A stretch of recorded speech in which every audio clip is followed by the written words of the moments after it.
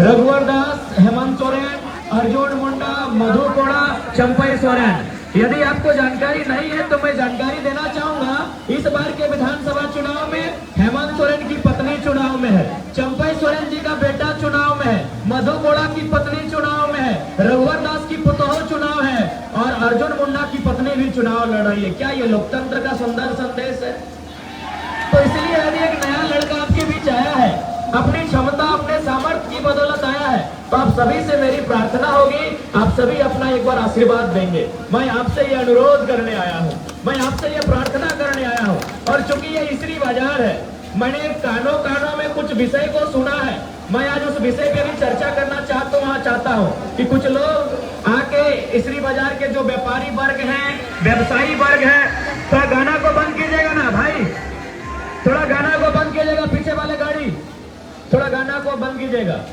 क्योंकि मैं इसीलिए यहाँ रुका, मैं क्षमा चाहता हूँ, मैं खेद प्रकट करता हूँ कि मैंने आपको रोककर मैं अपना बात को रख रहा हूँ, लेकिन कानों कान मुझ तक एक संदेश आया कि कुछ लोग हैं जो इसरी बाजार के जो व्यवसायी वर्ग हैं, व्यापारी वर्ग हैं, उनके बीच आकर हमारी छवि को प्रस्तुत करते हैं कि अगर जरा तो इस तरह का मैं आपको क्लियर कहना चाहूंगा, मैं एक बदलाव की राजनीति के लिए आया हूँ, चाहे वो किसान वर्ग रहे या व्यापारी वर्ग रहे। मैं अगर राजनीति में आया हूँ तो हर किसी का सम्मान रहेगा और संरक्षण भी मिलेगा। और मैं तमाम व्यापारी भाई जो हैं, जितने हमारे व्यापारी और व्यवसायी भाई हैं, आप एक बार थोड़ा सा जांच लीजिएगा कि आप लोगों को ये कहानी कौन सुनाते हैं? जेएमएम वाले? कौन जेएमएम वाले जो खुद एक प्रत्याशी को अलारगो गांव जाने से लाठी से रोकते हैं? मैं आपसे निवेदन करूंगा, देना चाहूंगा, जो जेएमएम के लोग आपके कानों में भरते हैं और एक जिला परिषद भी है, तो जिला परिषद को अपना 9 पंचायत का सेवा करना था। जेएमएम के लोग जो लाठी से अलारगो गांव मुझे घुसने नहीं देते हैं, यही बगल में कोई राकेश महतो है, मैं उन्हें नहीं जानता हूँ, वो जेएमएम के हैं। सुन रहे अपने गाँव में उन्होंने 2 दिन बिजली कट कर दिया था क्योंकि गाँव वालों ने मेरा झंडा लगाया था। आप उनकी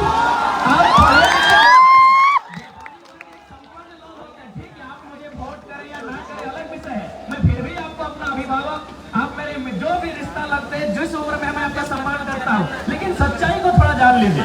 वो जेएमएम के लोग जो राकेश महतो 2 दिन बिजली काट देते हैं, आपके बिरनी के मुखिया हमारा जहाँ झंडा लगा है उन घरों में जाके 50 किलो का चावल देते हैं कि झंडा हटा दो।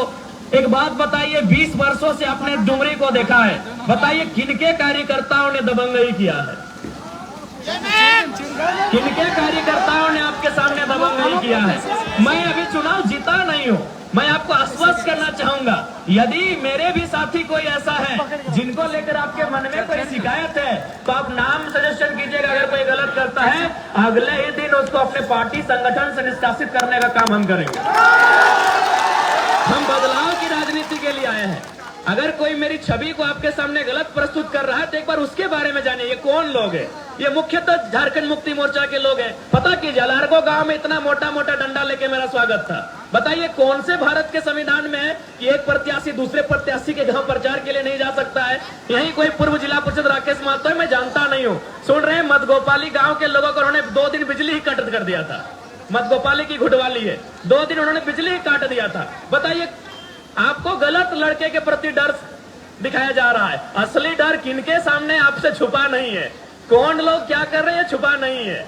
ऐसे अनगिनत किस्से हैं, जब से मैं डुमरी का चुनाव लड़ रहा हूं ना, ऐसे अनगिनत किस्से हैं जब हमारे कार्यकर्ताओं को रोका जाता है, हमारे कार्यकर्ताओं को धमकी दिया जाता है कि हम सरकार में हैं, केस कर देंगे, मुकदमा कर देंगे, बहुत सारे प्रताड़ना दी जाती है।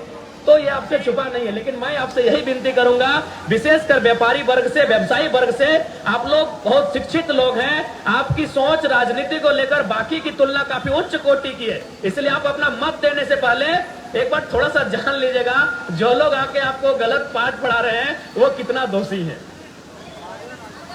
तो इसीलिए मैं आपसे निवेदन करूंगा, हाँ ये सत्य है कि मेरा स्वभाव में एग्रेशन है, लेकिन किसके लिए ये भी आप जानिए, मेरा वो एग्रेशन उन करप्ट पदाधिकारी हो, कंपनी के मैनेजर्स हो, जो मजदूरों का शोषण करते हैं।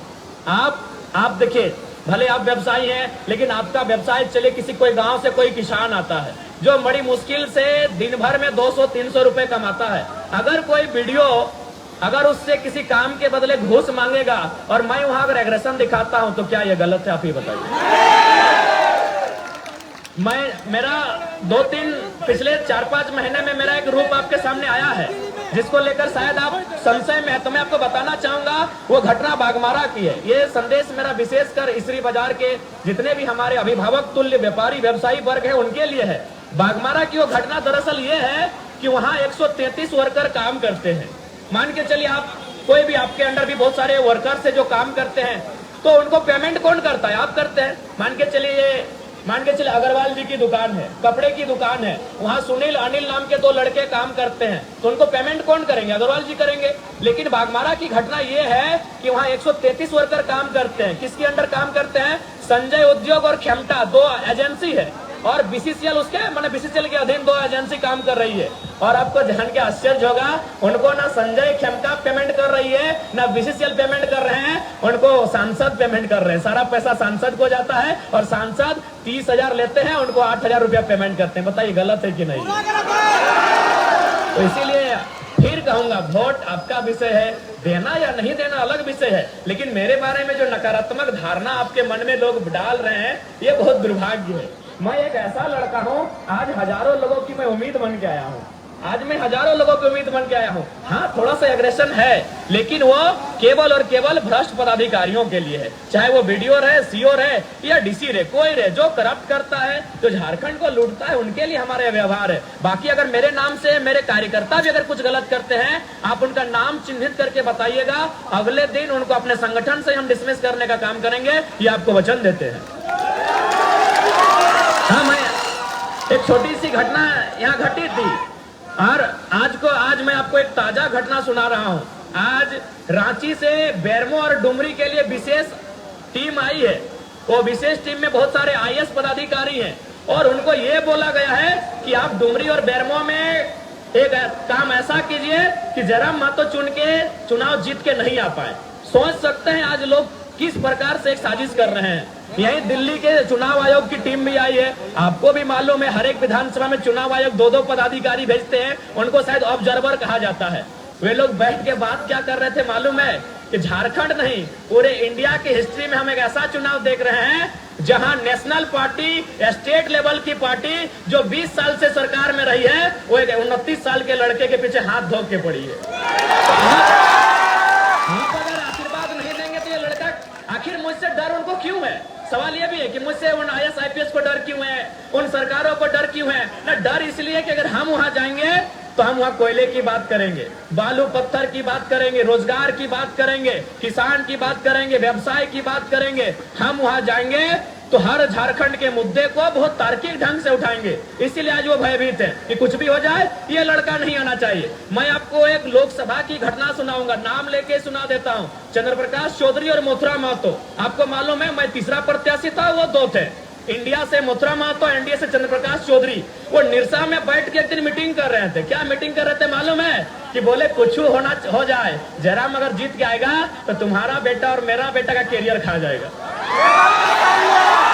ये उनका सोच है। सोच के देखिए, चंद्र प्रकाश चौधरी और मथुरा महतो निरसा में जाके मीटिंग कर रहे हैं बंगाल बॉर्डर में, और क्या बात कर रहे हैं कि कुछ हो जाए, तुम जीतो दिक्कत नहीं है, हम भी जीते तो दिक्कत नहीं है, लेकिन अगर ये लड़का जीतेगा तो तेरा भी बेटा का कैरियर खाएगा और मेरा भी बेटा का। क्योंकि हम लोग दोनों चाहते हैं कि हमारे बाद हमारा बेटा विधायक बने।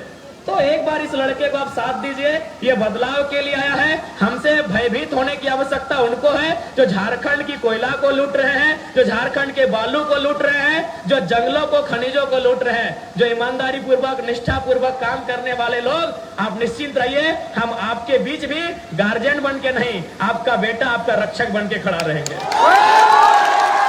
आपको हम वचन देते हैं।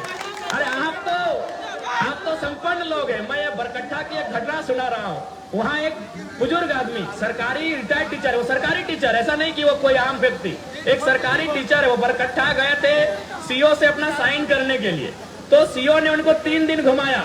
तो चौथा दिन उस बुजुर्ग व्यक्ति ने कहा कि जयराम महतो ठीक बोलता है, घूस मांगने वाला वीडियो सीओ को उठा के टेबल में, जो कि आचार संहिता है, बूढ़े ने कहा, एक बुजुर्ग आदमी 70 साल उम्र पार हो चुकी है, उस बूढ़े ने कहा कि जयराम महतो ठीक बोलता है, घूस मांगने वाला वीडियो सीओ को उठा के टेबल में, विश्वास कीजिए जो काम 3 दिन से नहीं हुआ था, सीओ ने खुद उनको बुलाया, बोला बाबा जयराम महतो तो जवान लड़का है, ऐसा भाषण देता है तो चलेगा, बूढ़ा आदमी कहा ऐसा बोल रहे हम साइन कर देते हैं।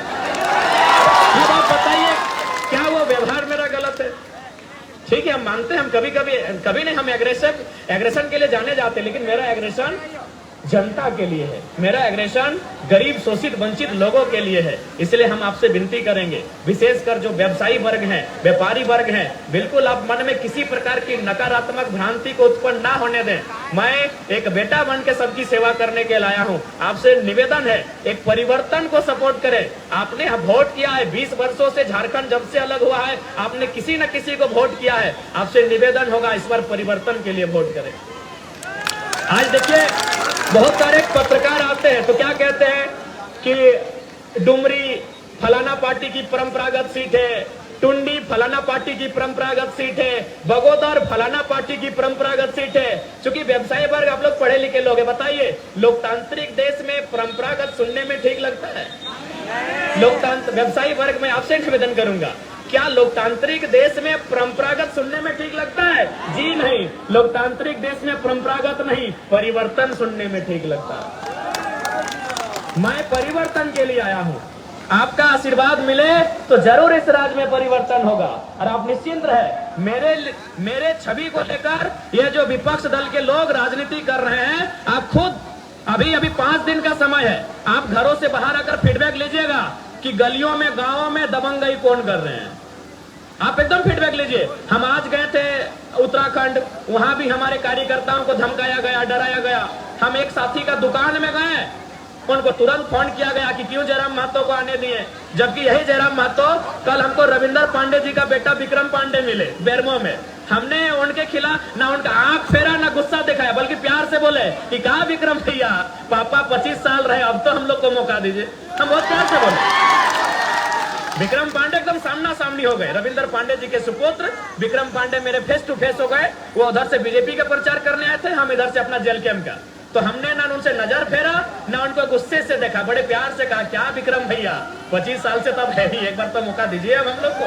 तो निश्चिंत रहिए, मेरा वो चरित्र नहीं है, मेरा वो छवि नहीं है। मेरा एग्रेशन केवल और केवल भ्रष्ट पदाधिकारियों के लिए है जो सिस्टम को खोखला कर रहे हैं। अब बताइए, आज 6 लाख बच्चों ने सीजीएल का फॉर्म भरा था, आज सुनने में आया 35 लाख में पेपर लीक हुआ है। अगर वहां हम गुस्सा करें तो बताइए क्या हम गलत है? आपके भी बच्चे तैयारी करते हैं, या फिर आपका व्यवसाय जिन लोगों के कारण, क्योंकि व्यवसायी और किसान, गांव और बाजार एक दूसरे के सहयोगी हैं। गांव के बिना शहर नहीं और शहर के बिना गांव नहीं, क्या यह कल्पना होगी? तो शहर और गांव एक दूसरे परस्पर सहयोगी हैं। तो आप ही के दुकान में जो किसान के बच्चे आते हैं उनसे पूछिएगा कि सीजीएल की परीक्षा का क्या हाल है, आज 6 लाख अभ्यर्थियों का क्या हुआ और सरकार क्या कर रही है आपको भी मालूम है। हाल ही फिलहाल 150 लड़कों को राजस्थान से लाकर यहाँ हेल्थ ऑफिसर बनाया गया।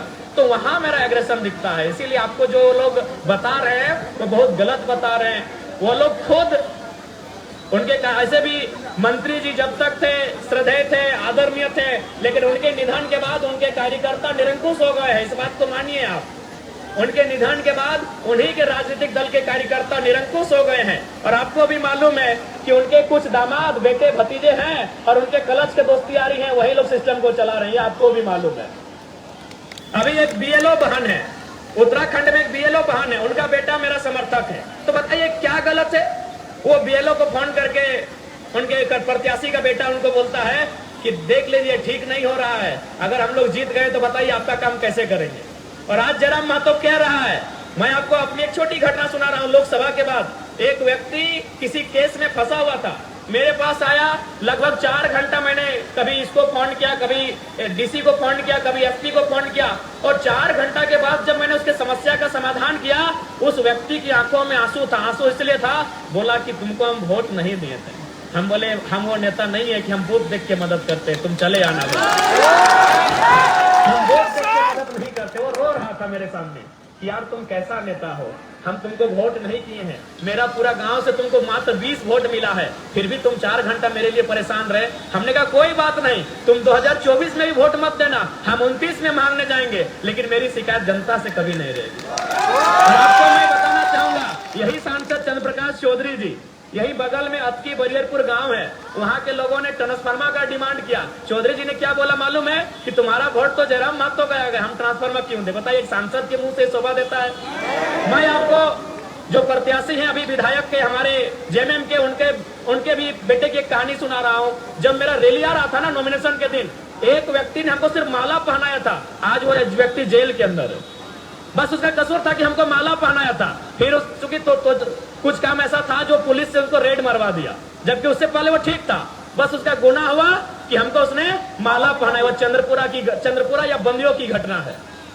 तो बताइए, कौन लोग नफरत की राजनीति कर रहे हैं, कौन लोग बदले की राजनीति कर रहे हैं? ये आपसे नहीं छुपा है मेरे अभिभावकों, मेरे भाइयों, मेरे साथियों। मैं एक नया लड़का आया हूं, मैं परिवर्तन की राजनीति करने आया हूं। और मैंने शुरू आज भी कहूंगा, जो लोग मुझे वोट देंगे उनका शुक्रिया, उनका धन्यवाद। जो नहीं देंगे उनसे मैं 2029 में अपील करूंगा, उस समय भी नहीं देंगे मैं 34 में अपील करूंगा, लेकिन जनता के लिए मेरा नकारात्मक व्यवहार कभी नहीं रहेगा। मैं जितने के बाद 90,000 या 1 लाख जो लोग मुझे वोट देंगे, मैं उनका विधायक थोड़ी रहूंगा। मैं डुमरी की 3.5 लाख आबादी का विधायक रहूंगा। मैं मंत्री बना, मुख्यमंत्री बना तो झारखंड के 3.5 करोड़ व्यक्ति का नेता रहूंगा। इसीलिए वोट जिसने दिया उनको भी शुक्रिया, नहीं देंगे उनका भी शुक्रिया। जनता है, जनता जिस दिन उनको हमको लगेगा देंगे। तो इसलिए मेरा वो व्यवहार बिल्कुल भी नहीं है। आप 2 साल से पहले अगर जानना, यही मैं इन कस्बों में फुटबॉल क्रिकेट खेलने आता था। आपके अंदर एक मैदान है, वहाँ मैं फाइनल जीत के गया हूँ। आपके अंदर एक मैदान है, वहाँ हम डे नाइट फाइनल जीत के गए हैं। वहाँ ऐसा नहीं है कि मेरा व्यवहार बस 2 साल का ये राजनीति का कैरियर है। 2 साल पहले हम एक पढ़ने वाला छात्र, यही इसरी बाजार से जो शिवम विजय बस गुजरती थी, उसको हम तो झांकी चढ़ते थे, धनबाद पढ़ने जाते थे। उसके अलावा मेरा कोई और रोल ही नहीं रहा था। तो इसलिए मैं तमाम व्यवसायी वर्ग से कहना चाहूंगा, आप लोग जिनको वोट दें, ये आपकी स्वतंत्रता है। आप मेरा झंडा ना लगाएं, ये आपकी स्वतंत्रता है, लेकिन आप मेरे बारे में मिसअंडरस्टैंडिंग ना रखें। बस यही मैं आपको संदेश देने आया हूं। अब बिल्कुल, अब जिनको वोट दें वो आपकी स्वतंत्रता है, वो आपका विवेक है। आप किसी भी पार्टी का झंडा लगाएं, वो आपकी स्वतंत्रता है। मैं उसके लिए कभी कुछ नहीं कहूंगा, किसी से नहीं कहूंगा। लेकिन हाँ, मेरे बारे में जो एक मिसअंडरस्टैंडिंग का कंसेप्ट चलाया जा रहा था, विशेषकर जेएमएम वालों और एक कोई जिला परिषद है सुरेंद्र साहू करके, तो थोड़ा मुझे बड़ा तकलीफ होता है। अरे भाई, आप लोग अपना काम, मैं बैठे अगर सुरेंद्र जी जो भी है उनसे मैं उनको व्यक्तिगत नहीं जानता हूँ। अगर उनको यहाँ से विधायक बनना है तो किनके खिलाफ बात करना चाहिए? जो विधायक हैं, हमारे खिलाफ तो बात करना शोभा नहीं देता है। ठीक है, सुरेंद्र जी विधायक बनना चाहते हैं, उनको हमारे से बहुत शुभकामनाएं, लेकिन उनको किसके खिलाफ बात करना चाहिए था? क्योंकि वो बीजेपी में सुन रहे हैं तो उनको जेएमएम के खिलाफ बात करना चाहिए था, कांग्रेस के खिलाफ बात करना चाहिए था, लेकिन वो सुन रहे हमारे खिलाफ आपको भड़काते हैं। कितना दुख का बात है बताइए। आप पढ़े लिखे शिक्षित लोग हैं, आप समझदार लोग हैं, क्या दुख की बात है कि नहीं? भाई, हम विधायक नहीं रहे, हम मुखिया नहीं रहे, और मेरे खिलाफ क्यों भड़काओगे लोग? वही राकेश महतो जी रायपुर जिला परिषद है, चेयरमैन भी रहे, बिजली काट दिया इस शख्स ने। जेएमएम के बड़े नेता हैं, और अभी भी आप पता कर लीजिए, अगर हम झूठ बोल रहे हैं तो प्लीज हमको वोट मत दीजिएगा। अगर हम झूठ बोल रहे हैं इस घटना को तो कृपया हमको वोट मत दीजिएगा। बिजली काट दिया था उस शख्स ने, वो कसूर गांव वालों का था कि मेरा झंडा लगाया था। तो हम तो, मेरा आज तक कितने लोगों ने झंडा, जेएमएम के कुछ लोग झंडा गाड़ रहे थे, हम खुद रोके और बोले कि दादा कोशिश कीजिएगा कि हमसे ज्यादा आप झंडा लगाइएगा। जेएमएम के लोग रास्ते में झंडा गाड़ रहे थे तो हम गाड़ी रोके और मैंने खुद कहा कि आप दादा हमसे ज्यादा अपना झंडा लगाइएगा, लेकिन एक रिक्वेस्ट है, अंदर अंदर वोट हमको कीजिएगा। तो मेरा वो व्यवहार बिल्कुल भी नहीं है। बस मेरा जो गुस्सा है वह खराब सिस्टम के खिलाफ है, वो खराब सिस्टम के खिलाफ है। और मेरा ही नहीं, हजारों युवाओं का है, लाखों युवाओं का है, शायद आप भी उनमें से एक हो। अगर कोई गलत करे तो स्वाभाविक है गुस्सा का होना। तो हमारा एग्रेशन, हमारा ये जो व्यवहार है वो उस सिस्टम के खिलाफ है। इसलिए जो यहाँ इसरी के बाजार में खासकर जो एक कॉन्सेप्ट चलाया जा रहा है, ये बहुत दुख की बात है। मैं आप तमाम व्यापारी व्यवसायी वर्ग से यही निवेदन करूंगा, आप हमारे अभिभावक स्वरूप हैं, जो भाई हैं वो हमारे बंदूक समान है। आपका मत आपको जिनको देना है, लेकिन मेरे बारे में नेगेटिव कंसेप्ट रख के मना इस प्रकार का सोच ना रखें। मैं आपसे यही विनती करने आया हूँ।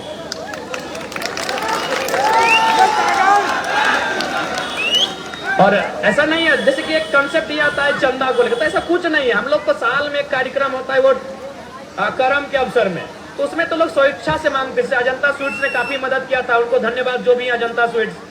तो ये आपकी स्वेच्छा है, आपको अगर सहयोग करना है तो ठीक है, नहीं तो इसमें कोई आपत्ति नहीं है। तो ये मिसअंडरस्टैंडिंग आपसे आग्रह होगी कि कृपया इस मिसअंडरस्टैंडिंग के तहत मैंने वोट को लेकर थिंकिंग ना रखें, ये हमारी आपसे प्रार्थना है। पुनः हम यही कहेंगे, वोट देना ना देना ये आपका विषय है, ये आपके वोट की स्वतंत्रता है। लेकिन जिस प्रकार से ये लोग, कुछ लोग हैं जो नेगेटिविटी को फैलाने का काम करते हैं, उनसे थोड़ा सचेत रहिएगा, यही हमारी आपसे प्रार्थना है। क्योंकि सड़क बाधित हो रही है और यातायात भी बाधित हो रही है, इसलिए थोड़ा सा समय को देखते हुए बस यही ये विशेष संदेश मेरा व्यवसायी वर्ग जो इसरी बाजार से हो, निमिया घाट के बाजार से हो, या कहीं विशेषकर इसरी बाजार और डुमरी बाजार, जहां दो नेता, एक इधर जिला परिषद साहब और एक उधर पूर्व जिला परिषद के कुछ लोग आके आपको जो कंसेप्ट बताते हैं, आप भी समझदार लोग हैं, काफी मतलब आप चेतना है राजनीति की, आप में समझ है, सूझबूझ है, आपका मत है। पुनः आप सभी को मेरा ढेर सारा